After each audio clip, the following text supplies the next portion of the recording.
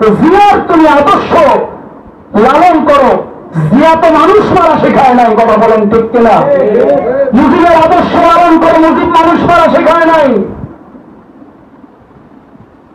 আর তুমি টেন্ডারবাজি করো, রাহাজানি করো, চুরি করো, ডাকাতি করো, এটা তোমার নেতার আদর্শ হতে পারে? তোমার নেতা মুসলমান ছিল। যদি তুমি অবশ্যই মুজিবের আদর্শ লালন করো, মানুষের আদর্শ লালন করা যায় না, জিয়ার আদর্শ লালন করা যাবে না।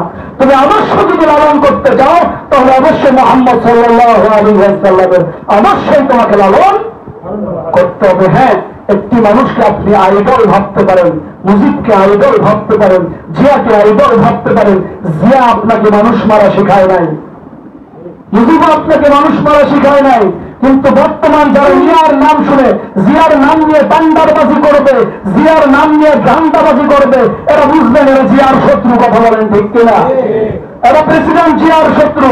যারা মুজিবের নাম নিয়ে টান্ডারবাজি করবে, রাহাজানি করবে, এরা মুজিবের শত্রু, কথা বলেন ঠিক কিনা?